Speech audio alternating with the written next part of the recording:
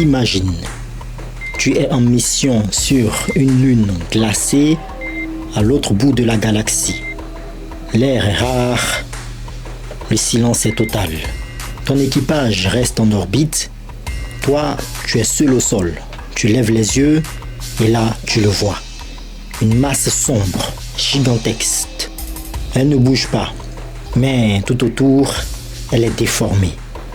Les étoiles se tordent comme si l'espace était plié. Tu glisses lentement, puis de plus en plus vite. Tu veux crier, courir, fuir, mais trop tard. Tu es aspiré, tu tombes dans un trou noir. Que se passe-t-il maintenant? Est-ce que tu pourras t'en échapper du trou noir? C'est la question que nous allons résoudre aujourd'hui sur notre chaîne de vulgarisation scientifique Science et Culture TV. Let's go!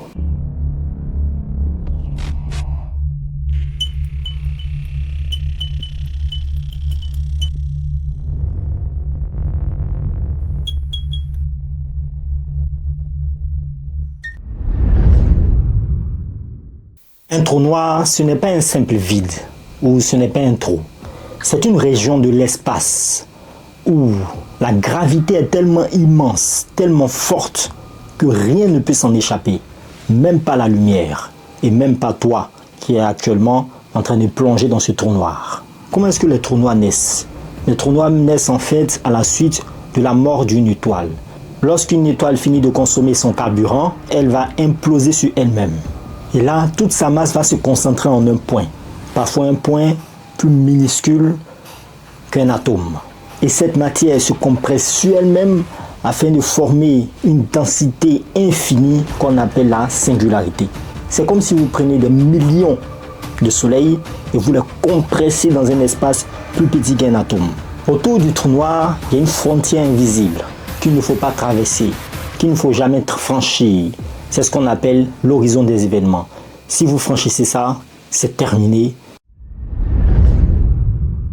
Selon la relativité générale d'Einstein, un trou noir déforme littéralement l'espace-temps.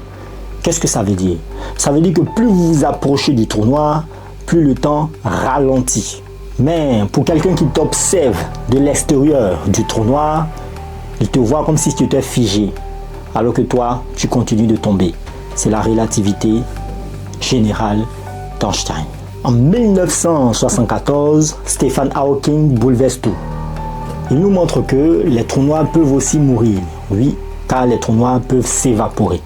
Et Stephen Hawking se pose une autre question. L'information, est-ce qu'elle se conserve dans le trou noir ou est-ce qu'elle disparaît? Eh bien, c'est l'un des plus grands mystères de notre siècle et que beaucoup de scientifiques de notre époque se posent. Revenons à toi. Là, tu es en train de plonger dans le trou noir. Tu franchis ce qu'on appelle l'horizon des événements. Et là, tu es en train de souffrir. La gravité est plus forte sur tes pieds que sur ta tête. Donc, la gravité te pousse le long du pied jusqu'au trou noir. Du coup, tu es étiré, comme en fait des spaghettis. Et non, c'est pas une blague, les scientifiques ont appelé ça la spaghettification. Oui, tu as bien entendu. Et crois-moi, c'est rapide. Tu ne ressens rien jusqu'à ce que la gravité te broie complètement. Mais attention, tous les trous noirs ne sont pas pareils.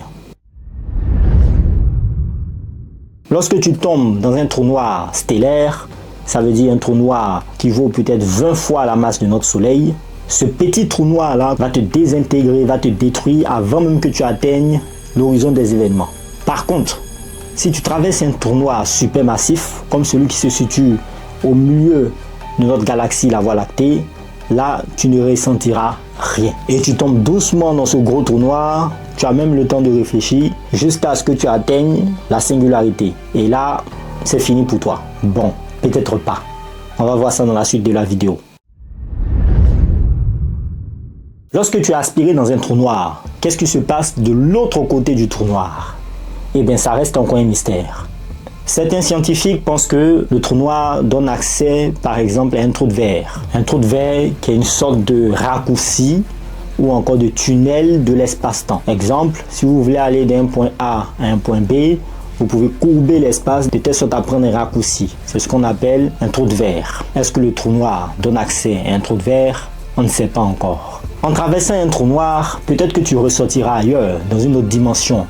Un peu comme dans le film Interstellar, où Cooper traverse un trou noir et atterrit dans la 5e dimension. Mais ça reste toujours de la science-fiction, bien sûr.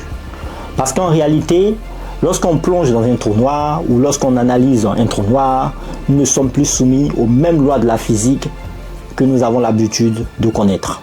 Parce que le trou noir courbe, déforme l'espace-temps. Donc les lois de la physique changent complètement.